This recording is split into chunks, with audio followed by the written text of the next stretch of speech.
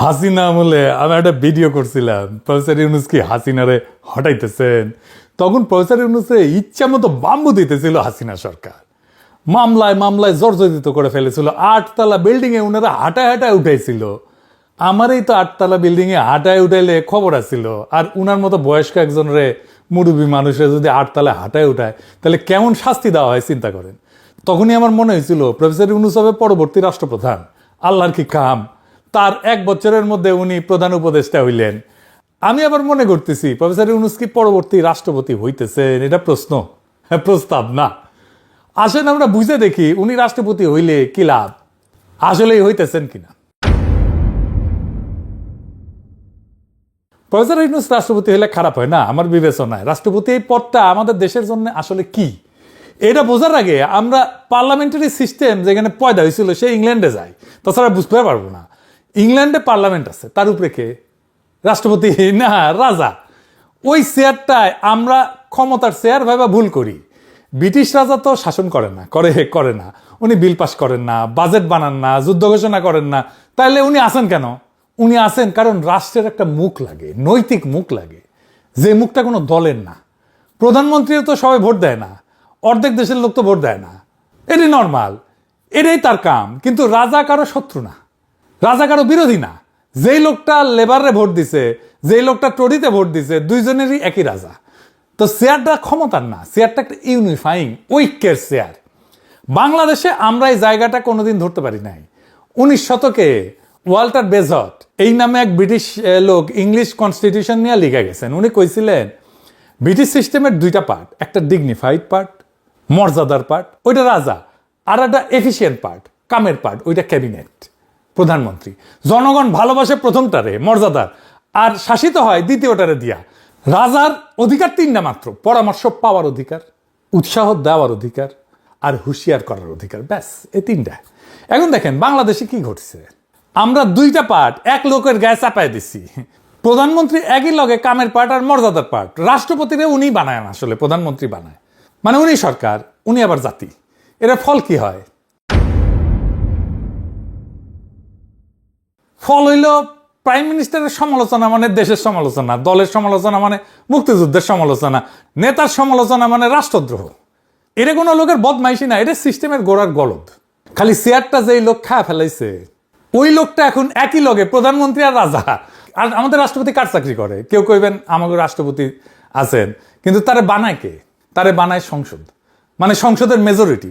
Majority মানে প্রধানমন্ত্রী। তাহলে রাষ্ট্রপতি হইলেন ওই লোক যারে প্রধানমন্ত্রী নিজের হাতে বাছাই করছে এবং যাকে দরকার হইলে বিদায় করতে পারেন। বদরুদ্দোজা চৌধুরীরা বিদায় করছিল না। এই লোক জাতির ঐক্যের প্রতীক কেমনে হয়? ওই তো নিজে একটা দলীয় নিয়োগ। পার্লামেন্টারি সিস্টেমে রাজার কাজ আমরা রাষ্ট্রপতি দিয়ে করতে চাইছি, এটা হয় না। দলীয় নিয়োগে রাষ্ট্রপতি কখনো রাজার সেই রোল প্লে করতে পারে না। পার্লামেন্টারি সিস্টেমে সেই জন্যই রাজা যদি না থাকে তাহলে রাজার একটা গায়ে বেশি আর খালি থেকে যায়। আমেরিকানরা কিন্তু পার্লামেন্টারি ডেমোক্রেসির এই গ্যাঞ্জামটা বুঝেছিল, তাই ব্রিটিশ কলোনি থেকে রিপাবলিক হইলেও তারা পার্লামেন্টারি সিস্টেম নেয় নাই, প্রেসিডেন্সিয়াল সিস্টেম নিছে। জর্জ ওয়াশিংটনের নাকি রাজা হওয়ার প্রস্তাব দেওয়া হয়েছিল, সত্য মিথ্যা জানি না, উনি নাকি রাজি হন নাই। বেকুব একটা, শরীর বডিগার্ড হইলে লাভ দিয়া রাজি হয়ে যাইতো। একটা রাষ্ট্রে একটা ইউনিফাইং ক্যারেক্টার লাগে। শরদির বডিগার্ড 1971-এ আমাদের ইউনিফাইং ক্যারেক্টার ছিল, আমরা তারে যাতেই যা কিছু বলি না কেন, কিন্তু উনি থাকতে পারেন নাই ইউনিফাইং ক্যারেক্টার। ওই সময় ওনার যে অথরিটি ছিল এটা কোনো পদ না, উনি আছিলেন ওই মুখ যেই মুখে 7.5 কোটি মানুষ নিজেদের রাষ্ট্রটারে দেখতে পেয়েছিল। কি বেকুবের একটা বেকুব! উনি সেইটা হইতে চান নাই, রাষ্ট্রের ঐক্যের প্রতীক হইতে চান নাই, জনতার আকাঙ্ক্ষার মুখ হইতে চান নাই, উনি প্রাইম মিনিস্টার হইতে চাইছেন। নামে তাজউদ্দিনের কইছিলেন আমি কলে প্রাইম মিনিস্টার হম। কিন্তু এই ইউনিফাইং ক্যারেক্টার আসলে চিরস্থায়ী হয় না, ওইটা একটা ধার করা জিনিস, মালিকানা না। যেদিন ওই ইউনিফাইং ক্যারেক্টার নিজেকে রাষ্ট্রের সমর্থক ভাবতে শুরু করে, ওই দিন থেকে ক্ষয় শুরু হয়ে যায়। হ্যাঁ, মুজিবের অনুসারে স্লোগান তুলেছিল আইনের শাসন না, নেতার শাসন চাই, মুজিবের শাসন চাই। এখানে 3টা ভয়াবহ জিনিস ঘটে এবং 3টাই সিস্টেমিক, একটা অ্যাক্সিডেন্ট না। কি কি? 1 নম্বরে হচ্ছে নৈতিক দায় শেষ হয়ে যায়, কারণ ডক্ট্রিনই কয় রাজা ভুল করতে পারে না, তাই না? ইংলিশ আইনে একটা সার্বভৌম দায় মুক্তি আছে কিন্তু, যেটা বাংলাদেশের রাষ্ট্রপতিও পায়, ওইটার গোড়া কিন্তু এইখানে। তাই এইখানে বাংলাদেশে সার্বভৌম দায় মুক্তিটা পদের গায়ে লাগানো থাকে, রাষ্ট্রপতির গায়ে লাগানো থাকে, কিন্তু ওইখানে সার্বভৌম দায় মুক্তিটা পদের গায়ে লাগানো থাকে, মানুষটার গায়ে না। আমরা ওইটা মানুষটার গায়ে লাগাই দিলাম, রাষ্ট্রপতির গায়ে লাগাই দিলাম। সেজন্য চুপ কয় না যে আমার নামে মামলা হবে, কি সর্বনাশ, 51 ধারা পইরা দেখেন। হ্যাঁ, এর ফলে বাকশাল হয়, রক্ষী বাহিনী হয়, 74 দুর্ভিক্ষ হয়, কিন্তু এসব নিয়ে কোনো জবাব দিতে হয় না। কারণ জবাব দেওয়ার মানে হইলো উনি তো ভুল করতে পারেন না। আর ওইটা স্বীকার করলে এই ঐক্যটাই তো ভেঙে পড়ে। ভিন্ন মত রাষ্ট্রদ্রোহ হয়ে যায়। ভিন্ন মত মানে ঐক্যের শত্রু, তার মানে দেশের শত্রু। একবার রাজনীতিরে আপনি বন্ধু শত্রুর খেলা বানায় ফেলাইলে বিরোধী দল আর বিরোধী দল থাকে না, তারা দুশ্মন হয়ে যায়। এই দুশ্মনরা আপনি ভোটে হারান না, দুশ্মনরা আপনি নাই কইরা দেন। এই জন্য দেখেন না এনসিপির উপরে চড়া হইতেছে বিএনপি, এই কারণে। সে তো দুশ্মন মনে করে, হ্যাঁ, দুশ্মনকে তো নাই করে দিতে হবে। আর কি, আর একটা হয় উত্তরাধিকারের একটা সংকট জন্ম নেয়। এটা সবচেয়ে ইন্টারেস্টিং, কারণ ঐক্যটা যদি ব্যক্তির ভিতরে থাকে তাহলে ব্যক্তির লগেই তো ওইটা মরে যাওয়ার কথা, তাই না? মরে যায়। ক্যারিশমা জিনিসটা উত্তরাধিকারে যায় না, ওইটা রক্তে প্রবাহিত হয় না, ওইটা পদবিতে বইয়া যায় না। তার মানে ক্যারিশমেটিক নেতার মরণের পরে সবসময় একটা শূন্যতা তৈরি হয়। ওর শূন্যতা ভরতে হয় রক্তের দাবি, নয়তো বন্দুকের দাবি। হ্যাঁ, বুঝিস? সেই জন্যই বাংলাদেশে এই ডাইনাস্টির পলিটিক্স চলে। জিয়াউর রহমান, খালেদা জিয়া, তারপরে তারেক জিয়া, মুজিব, তারপরে হাসিনা, তারপরে পুতুল। ইউনিফাইং ক্যারেক্টারে এই জায়গায় পৌঁছাইলে ওইটা জাতিরে বাঁচায় না, ওইটা জাতিরে স্থবির করে ফেলে। ঐক্য তখন একটা জীবন্ত জিনিস থাকে না, এটা মূর্তি হয়ে যায়, এই যে মুজিবের মূর্তির মতো। আর ওই মূর্তি আর নড়ে না। তাইলে আদর্শ কিং এর ফাংশন, রাজার ফাংশনটা আসলে কি? খুব সোজা। সত্যিকারের ইউনিফাইং মানুষটা 3টা কাজ করে। উনি নিজের প্রতীক হিসেবে ব্যবহার করতে দেন, কিন্তু সিদ্ধান্তটা প্রতিষ্ঠানের হাতে সাইডে দেন। উনি নিজের ক্ষমতারে ট্রানজিশনাল মনে করেন, পার্মানেন্ট মনে করেন না। মানে উনি জানেন ওইটা তার না, ওটা তার হাতে গচ্ছিত, উনি আমানত রাখছেন। উনি রাজার মতো কাজ করেন, কিন্তু রাজতন্ত্র বানান না। আর উনি জানেন যে আমার কাজ ঐক্য তৈরি করা, আমারে অমর করা না। আর যেদিন রাজা নিজেকে ঐক্যের উৎস না ভাইবা, ঐক্যের মালিক ভাবা শুরু করে, ঠিক ওই দিন থেকে ওই রাষ্ট্র এবং ওই জাতির ক্ষয় শুরু হয়। আর ওই ইউনিফাইং ক্যারেক্টারেরও ক্ষয় শুরু হয়। মুজিবে ভাই শেষ হয়ে গেছে, ক্ষয়ে গেছে। আমরা একজনকে ইউনিফাইং ক্যারেক্টার বানাইতে পারতাম। কে সে? খালেদা জিয়া। উনার কাছে এই সুযোগটা ছিল যেটা মুজিবের ছিল, এবং মুজিব হারাইছেন। খালেদা জিয়া কথা কম কইতেন, ওইটা একটা সম্পদ। কারণ যিনি কম কথা কন তারে বেশি মানুষ নিজের মতো করে কল্পনা করতে পারে। উনি এরশাদের আমলে 7 বার অ্যারেস্ট হয়েছিলেন, ভোটে যান নাই, ভোটটা ভুয়া ছিল। ওই অনর ভাবটাই তার একটা কিং ফাংশনের কাছাকাছি নিয়ে গেছিল। হাসিনা বিরোধী লড়াইয়ে আমরা একটা জাতির ঐক্যের মুখ কল্পনা করছিলাম খালেদা জিয়ার মধ্যে।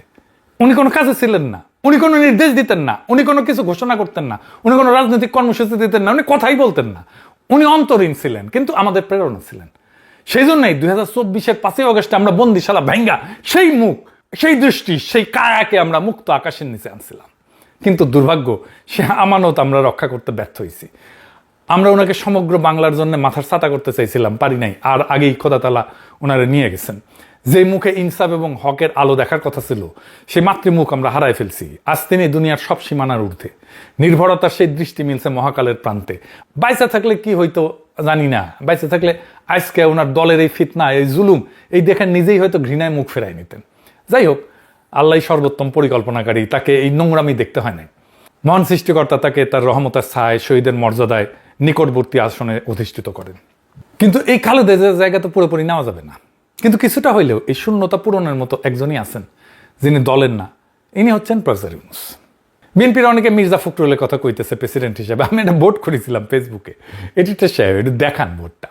প্রেসিডেন্ট হিসাবে মেজর হাফিজ পাইছেন 75,000-এর বেশি ভোট, আর মির্জা ফখরুল পাইছেন 9,500 মতো ভোট। মানে বুঝিছেন তো মির্জা ফখরুল কত অজনপ্রিয় নেতা। এখন এটা কইতে পারেন যে আপনার পাঠক দর্শকেরা দিচ্ছে, বাট আমার পাঠক দর্শকদের কাছে তো জনপ্রিয় হইতে হবে, তাই না? আমার পাঠক দর্শকের কাছে তো মির্জা হাফিজ জনপ্রিয় হয়েছে, তাই না? আমার মতে রাষ্ট্রপতির পথ নিয়ে আমরা চূড়ান্তভাবে রাজার মতো একটা ইউনিফাইং ক্যারেক্টার পাবো না বাংলাদেশে। ইউনূস হইলেও না। খালেদা জিয়ার শাসন 20 বছর আগে শেষ হয়েছিল, তার শাসনের স্থিতি ধূসর। কিন্তু প্রফেসর ইউনূস মাত্র কয়েক মাস আগে শাসন করছে। ইউনূস এখন ডিগনিফাইড পার্ট না, ওই যে মর্যাদার পার্ট না, এফিশিয়েন্ট পার্ট, কাজের পার্ট। মানে বেজর যেটা যুক্তি দিছিলেন যে লোক শাসন করছে, বাজেট দিছে, পুলিশ চালাইছে, সিদ্ধান্ত নিছে, সে অনিবার্যভাবে অর্ধেক দেশের শত্রু হয়ে গেছে। এটা তারেক রহমানকে হইতে হবে। তারেক রহমান যতই চেষ্টা করুক না কেন নিজের ইমেজ বাড়ানোর জন্য, কাল্ট ফিগার বানানোর জন্য, এটা হবে না। ক্ষমতায় থাকলে এটাই সমস্যা। এটা তার দোষ না, এটা শাসন করলে এটা হয়। আপনি ক্ষমতায় মরিছেন, শাসন ক্ষমতায় থাকা জনপ্রিয় থাকা যায় না। রাজা ইউনিফাইং থাকতে পারে কারণ সে শাসন করে না। যে শাসন করছে তাকে পরে ইউনিফাইং বানানো যায় না। তাহলে আমাদের সামনে সমাধান কি? কেউ কইবেন যে ভাই তাইলে আমেরিকার মতো প্রেসিডেন্সিয়াল সিস্টেম চলে যায়, ওখানে তো প্রেসিডেন্ট ভোটে নির্বাচিত, ঠিক আছে, কিন্তু একটা কথা খেয়াল করেন, প্রেসিডেন্ট যদি ভোটে আসেন তাইলে তো তারাও সবাই ভোট দেয় নাই, অর্ধেক দেশ তার বিপক্ষে ভোট দিছে, প্রায় অর্ধেক, তাই না?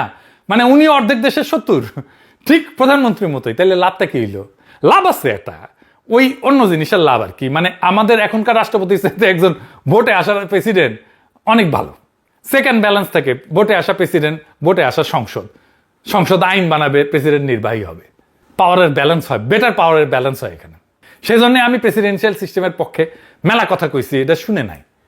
আর প্রেসিডেন্ট ভোটে নির্বাচিত হইলে তো প্রধানমন্ত্রীর দয়া চেয়ারে বসেন না, উনি বসছেন জনগণের ভোটে, তাই কিন্তু নেই উনি প্রধানমন্ত্রী চাকর না। এটা বড় লাভ, বুঝতে হবে। এটা ক্ষমতার সমস্যার সমাধান, ঐক্যের সমস্যার সমাধান না। প্রেসিডেন্ট নির্বাহী, উনি শাসন করেন, আর যে শাসন করে সে কোনোদিন ঐক্যের মুখ হইতে পারে না। সেই জন্য প্রেসিডেন্সিয়াল সিস্টেমে গেলেও ওই ঐক্যের চেয়ারটা কিন্তু খালি থেকে যায়। দুনিয়ার লোকে এই ঝামেলাটা ধরতে পারছে এবং কয়েকটা আলাদা আলাদা রাস্তায় এটার সমাধানের চেষ্টা করছে। আসেন একটা একটা করে দেখাই। ইরানে করছে একজন অভিভাবক সুজাই চান, ভোটে যিনি আসবেন উনি তো দলের লোক, তো ঐক্য দিতে পারবেন না, তাইলে ভোটের উপরে একজন মানুষ বসাই যিনি ভোটের ভিতরে নাই, দলের ভিতরে নাই, ধর্মের দিক থেকে সবার উপরে, উনি হবেন জাতির অভিভাবক, সর্বোচ্চ ধর্মীয় নেতা। কাগজের জিনিসটা সুন্দর, কিন্তু বাস্তবে কি হইলো? যে লোকটার অভিভাবক বানানো হইলো, উনি কিছুদিন পরে অভিভাবক থাকলেন না, উনি মালিক হয়ে গেলেন। কারণ ওনার উপরে তো কেউ নাই, তার ভোটে বিদায় করার কোনো রাস্তাও নাই, তার ভুল ধরার কোনো আদালত নাই। আর যে ঐক্যের লাইগা এই পুরা বন্দোবস্ত, ওই ঐক্যটা কি আসলো? আসে নাই তো। ইরানের একটা বিরাট অংশ অভিভাবকের বিরুদ্ধে ছিল এবং আছে, রাস্তায় বিশাল আন্দোলন হয়েছে এই যুদ্ধ শুরুর আগে, রক্ত ঝরছে, জীবন গেছে। মানে অভিভাবক বানাইলে একটা সম্ভাবনা থাকে অভিভাবক মালিক হয়ে যাবে, তার উপরে কোনো লাগাম না রাখলে ওইটা ঠেকানো যায় না। জার্মানি একটা চেষ্টা করছিল যে কোনো মুখের দরকার নাই, এটা প্রতিষ্ঠান বসা।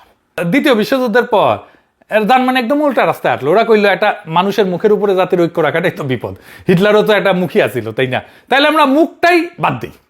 ওরা ঐক্যের অভিভাবকত্ব দিল একজন লোকের হাত থেকে তুলে নিয়ে সাংবিধানিক আদালতের হাতে। মানে কেউ সংবিধান মানলে কোনো রাজা এসে থামায় না, আদালত এসে থামায়। মুখটা মানুষের মুখ না, মুখটা কালো গাউনের মুখ, আদালতের মুখ, ন্যায়ের মুখ, ইনসাফের মুখ। এটা ভালো দিক আছে যে আদালত তো বুড়া হয় না, মরে না, ওই যে ছেলেপোলা হয় না আদালতের, তার চারপাশে চাটুকার জমে না। মানে আগে যে তিনটা বিপদের কথা কইছিলাম, দায় মুক্তি, ভিন্ন মত, উত্তরাধিকার, তিনটা এক লাফে চলে যায়। কিন্তু দুর্বলতা আছে, এই আদালতের জন্য মানুষ তো রাস্তায় নামে না।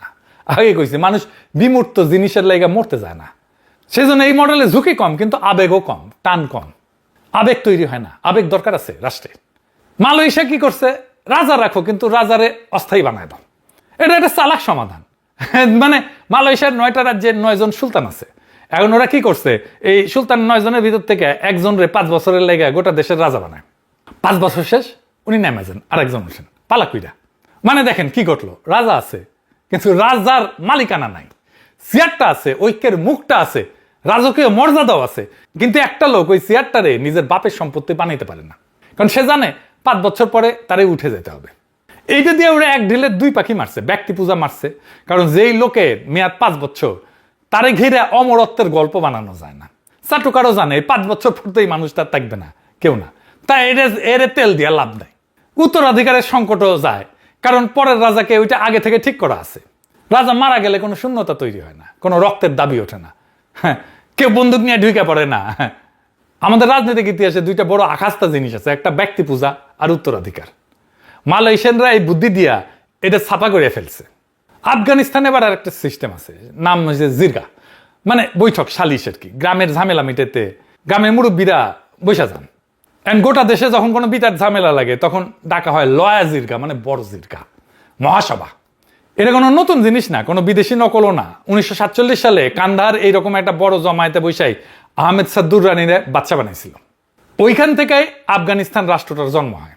এরপর 1964 সালে জহির শাহের সংবিধান পাশ হয়েছে লয়া জিরগায়। তারপরে 2003-4 সালে তালেবান সরকার পতনের পর নতুন সংবিধানও পাশ হয়েছে লয়া জিরগাতেই। মানে দেখেন, বাচ্চা বানানো, সংবিধান বানানো, নতুন রাষ্ট্রটা শুরু করা, সবগুলাই ওই কাজ যে কাজগুলা করার ক্ষমতা কোনো চালু সরকারের থাকে না, থাকা উচিত না। আইডিয়াটা আসলে কি? এটা ধরেন খুব দরকারি। আমরা যতক্ষণ ক্ষমতার কথা কই, আমরা ভাবি কে শাসন করবে, কিন্তু তার আগে আরেকটা প্রশ্ন আছে, শাসনের নিয়মটা কে বানাবে?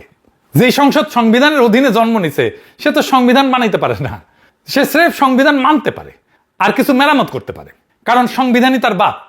ছেলে বাপ পয়দা করতে পারে না, তাইলে বাপ পয়দা করে কে? জনগণ। তো জনগণ তো একটা বিমূর্ত জিনিস। জনগণ তো একটা রুমে বসে কথা কইতে পারে না। বাংলাদেশে 18 কোটি মানুষকে একসাথে বসে কথা বলতে পারবে না। এই লয়া জিরগা হইল ঠিক এই জায়গার একটা জবাব। এটা জনগণকে একটা রুমে বসানোর চেষ্টা, মুরব্বী, সর্দার, প্রতিনিধি, যে যেভাবেই হোক। আমরা তত্ত্বাবধায়ক সরকার দিয়ে প্রায় একই রকম জিনিস বানাইছিলাম, অস্থায়ী, দলহীন, স্রেফ ক্রাইসিসের সময় ডাকা হয়। কিন্তু ওটা তো মরে গেছে, মরছে ঠিক একই জায়গায়। প্রধান উপদেষ্টা কে হবে? ওটা কে ঠিক করবে? 2006-এ রাষ্ট্রপতি নিজেই ওই চেয়ারে বসে পড়ছিল ইয়াজউদ্দিন, আর গোটা বন্দোবস্তটা ভেঙে পড়ল। যাই হোক, আমাদের একটা নতুন ব্যবস্থার কথা চিন্তা করতে হবে, যা এখনকার ব্যবস্থার চাইতে ভালো। কি হইতে পারে সেটা? এইটা হইতে পারে একটা গার্জিয়ান কাউন্সিল, অভিভাবক কাউন্সিল বা মুরব্বী কাউন্সিল, যাদের সত্যিকার অর্থে মরাল বা নৈতিক কর্তৃত্ব আছে সমাজের উপরে, দেশের উপরে, একটা সেকশনের উপরে। এর মধ্যে থাকতে পারেন অনেকে, আমরা আলাপ করতে পারি। মানে আমি কয়টা নাম বলতেছি, ধরেন এটা প্রস্তাব হিসাবে না, এটা আলোচনার জন্য। ধরেন হেফাজতের আমির, হিন্দু ধর্মের প্রধান সাধু, ধরেন রামকৃষ্ণ মিশনের প্রধান সাধু মামুদুর রহমান, দিলারা আপা, ফরদ মজার, প্রফেসর ইউনুস, বাইতুল মোকাররমের খতিব, বামেদেরও রাখেন, কোনো অসুবিধা নাই, সিরাজুল ইসলাম চৌধুরীরা রাখেন। যতীন সরকার বাইসে থাকলে ওনার নাম আমি প্রস্তাব করতাম, সলিমুল্লাহ খান, আবদুল্লাহ আবু সাইদ, তারপরে চাকমা রাজা দেবাশিস রায়। ওনারা বৈশা প্রত্যেক মাসে ঠিক করবেন যে কে মুরব্বী কাউন্সিলের মুখপাত্র হবেন। তিনি সেই মাসে আইসা বঙ্গভবনে থাকবেন, কোনো স্থায়ী বাসিন্দা থাকবে না বঙ্গভবনের। ওনারা বৈশা যে সিদ্ধান্ত নেবেন সেইটা আমরা সবাই মানব, আদালত মানবে, সংসদ মানবে, বাধ্য থাকবে। এবং ওনারা শাসনের প্রশ্নে কিছু বলবেন না, মরাল প্রশ্ন, নৈতিক প্রশ্নে ওনারা আমাদেরকে গাইড করবেন। এই মুরব্বী কাউন্সিল আজীবনের জন্য না, 2 বছর পর পর আমরা সামাজিক আলোচনা করে আবার সর্বজন গ্রাহ্য আর একটা কাউন্সিল বানাবো। আগের কাউন্সিলের কেউ থাকতেই পারেন। তাহলে দেখবেন সমাজে একটা শ্রেণী মরাল ভয়েস হয়ে উঠবে। একজন একক ব্যক্তিরে যদি প্রেসিডেন্ট বানাইতে চায়, এই সিস্টেম হইতে পারে, কিন্তু এখনকার জন্য তো এই সিস্টেম তো করার নাই। কিন্তু এখন যদি বিএনপি একজন একক ব্যক্তির প্রেসিডেন্ট বানাইতে চায়, তাহলে প্রফেসর ইউনুস বিএনপির জন্য ভালো চয়েস আমি মনে করি। ইউনুসের কিছু ব্যক্তিগত ক্যারিশমা তো আছেই, তার গ্লোবালি একটা গ্রহণযোগ্যতা আছে, দেশের মানুষের মধ্যে একটা বড় অংশের মধ্যে গ্রহণযোগ্যতা আছে, মানুষ তারে চিনে। এখন প্রফেসর ইউনুস হইতে চায় কিনা সেটা আমি জানি না। প্রফেসর ইউনুসের পেশ সচিব কইছিল উনি রাষ্ট্রপতি হইতে চান না, তবে ওনারা বানাইতে হইলে ওনারা সংসদের সবার ভোটে পাশ করাইতে হবে, জামাত এনসিপি সহ। না হলে ওনার নামে অভিযোগ আসবে যে দেখছো আগে থেকে সিস্টেম করে রাখিছিল বিএনপির সাথে, সেই জন্যই বিএনপি ক্ষমতায় আনিছে। ইউনুসকে রাষ্ট্রপতি করলে বিএনপি যেটা বলার চেষ্টা করে যে ইউনুস সরকার আসলে জামাত এনসিপির সরকার ছিল, ওই আর্গুমেন্ট আর দিতে পারবে না। তবে আমরা 2 মাসের মধ্যে তো দেখতে পারবো কে হইতেছে বাংলাদেশের রাষ্ট্রপতি। এই পদটা এই মুহূর্তে বাংলাদেশের জন্য নিছক অলংকার হয়ে থাকবে না। এই মানুষটারে আগামী রাজনৈতিক সংকটে ভূমিকা রাখতে হবে। এবং আমরা দেখতে চাই বাংলাদেশে বেশিরভাগ মানুষের কাছে গ্রহণযোগ্য একটা মানুষ, আন্তর্জাতিকভাবে পরিচিত একটা মানুষ, দেশের একটা নৈতিক মুখ হইয়া রাষ্ট্রপতির পদে বসুন। ইনকিলাব জিন্দাবাদ, আজাদি জিন্দাবাদ।